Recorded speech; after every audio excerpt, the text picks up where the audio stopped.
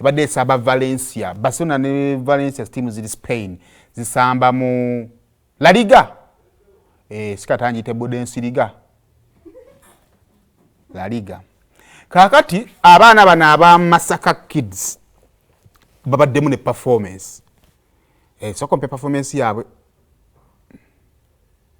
on the pitch, and we've had entertainment off it as well. These are the Masaka Kids Africana, a young entertainment dance group from Uganda. Dance, rise and shine. They've been performing, they've been enjoying themselves and spreading joy at Montjuic.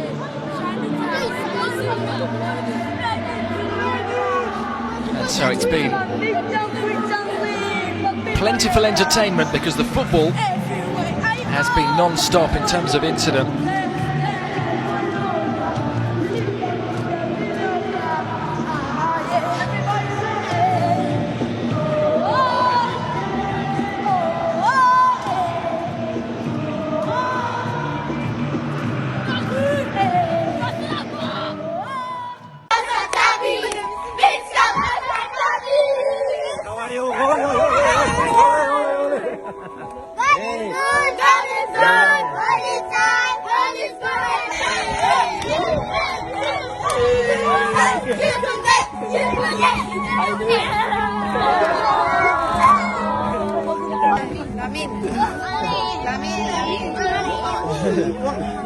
I surrender when they strike me down in your arms. Surrender.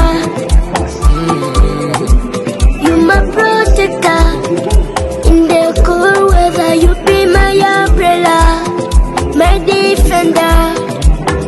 Maybe not today, maybe not tomorrow, but one day I'll be champion. One day.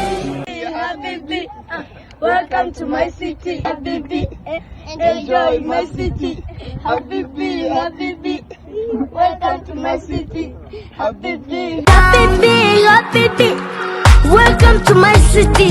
Habibi, I surrender when they strike me down in your arms. Surrender. Kale beba abaana ba Masaka Africana abo beba mu ku group z'aba dancers tulina mu ggwanga wano okubeerako ba Ghetto Kids ba Hyper Kids n'abaana bali groups nyingi nnyo bwendabe bano abaana nabo nga bonge eggwanga nga liigi ya La Liga eyo nzijukirako ndooza waliwo omupiira gwali gumu omuwagizi yakwatira envu n'alekasukira omuzannyi wemba seerabidde. So okuleeta abaana bano wakati mu mupiira nga gugenda mu maaso kabonero ka move on n'okujjawo obusosozi obwo ebabigako weba yali muzannyi wa yali mu Barcelona omwo yali ali wakati mu mupiira ne bamukasukira eryenvu kyatambula nnyo. So nabo benyini kiba kinenge kibagattamu n'okukyusa face yaabwe nga liigi ndaba bano bamaliriza ne bagenda nga bakwata mu ngalo kabonero ka unity. So kinono kiddayo okulaga mubayita ba coach mubayita ba coach aba training abaana bano ba dancers okwongeramu amaanyi n'okwongera okulowooza ku bintu ebyenjawulo. Luli dance groups zino zibaddewo naye wano consumption yazo mu Uganda nga tenabeera y'amaanyi nnyo. Ekyokubiri wano mu Uganda engeri gye tubuukira akaliwo ojja kusanga nga buli event ebeerawo oli ajja kwagala kukozesa abannaffe ba Ghetto Kids kakati ne bano ojja kwogera kukozesa ba Masaka Kids ojja kukozesa ba Hyper kubanga be babaddewo naye ate ebweru eyo platform nzigule batulaze nti Ghetto Kids esobola okugenda negenda ku platforms ez'enjawulo ne representinga Hyper Kids nevaayo negenda nebako representinga ba Masaka Kids bavuddeyo. So kakati kiddayo eri ba coach okwongera okutunula mu waaka wammwe gwe muwa abaana bano. Secondly okutuna ku social media zammwe ezo naddala YouTube.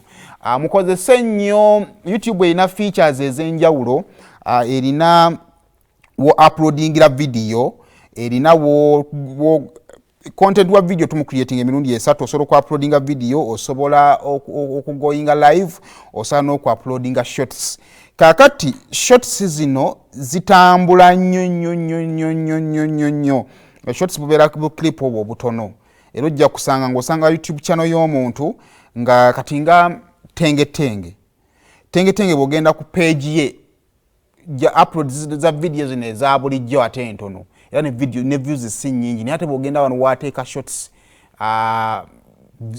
nyingi ate zitambula nnyo.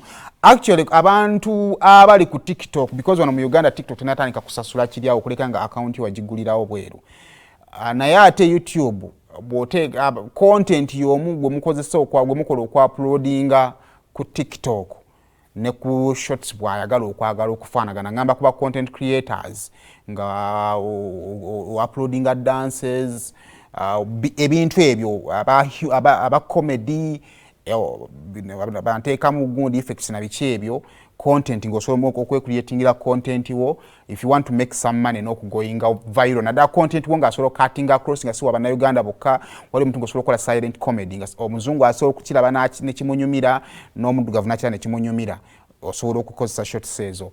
Naawe wa dances nga musobola okuyiiya ebigoma ebirungi ne mubiteeka ku shots ezo, ojja kusanga nga content waatambudde, you find yourself bakugambe nti nabadde Canada nga content wo w'amaanyi, oba oliawo Canada kiyinza okuba kyangu nnyo, oli akugambe nabadde mu South America n'enfuna y'akawangawanga nga content wo w'amaanyi. Omanyi online eno eri funny, you upload a video from Kampala neyagalwa abantu bootalowoozanga nako. Omuyimbi yali ayimba neziza bafana kwefu yani Yamoze agenda uploadinga music we. Munange Yamoze wa uploadinga music we, waliwo akawanga kali awo ku mazzi. Music wa Yamoze agenda afuuka w'amaanyi mu kawanga ako. Bakubira Yamoze nti munange jangu oyimbe. Like an average artist in Uganda bwe bamuyita ndoza n'okwera muna teyeeramula agenda okutuuka eringa kitalo butalo nga Yamoze w'amaanyi eringa oluyimba lwe lwafuuka lw'amaanyi abantu balwagala. So now this is what YouTube does, nti kola craft wo mulungi mu uploading ku platform entuufu, Katonda w'anaabakkiriza nga kekaseerako essimu gyenaava gy'ogisuula ejja kuba okyali awo ng'ogamba nti njala genda mu America's Got Talent, simanya agenda mu Britain has Got Talent, ofune essimu okuva Spain nga tokirowoozangako kubanga mune mu baddugavu twamanyira kukola bikoleddwako. Kati saa zino buli group y'abadancers erowooza kugenda mu America's Got Talent, erowooza kugenda kukola kubanga kibalabyeko ekikolebwako. Naye when you continue doing your work ojja kwesanga awalala gyoba tetosuubira kwesanga lwa nsonga nti nno internet yejja kukasuka. Internet wala omuntu gwe nali nnyonnyola ku internet eringanga nnyanja. Ennyanja eyo eriko emiyaga egy'enjawulo. Wowe nali ngenze side zeeyo oba nali ngenze wa Katonda wange eno eryato eryakamala okugwamu emabega kaawo erinnya nerabiddeyo. Kakati omusajja nga nnyonnyola emiyaga egy'enjawulo egiri ku mazzi. That is internet for you. Internet oteekayo video omuyaga ogw'enjawulo ne gujja ne gugikuba ne gugisindika. You find yourself your celebrity, someone gy'otasuubira nakusuubira nti abantu bandibadde bakumanyi. So that is a lesson to pick okuva kwabo abantu. Just continue working. Kaseera kwe kanaba katuuso ojja kukimakinga. Chris Evans yabadde ki? So kombe ku video.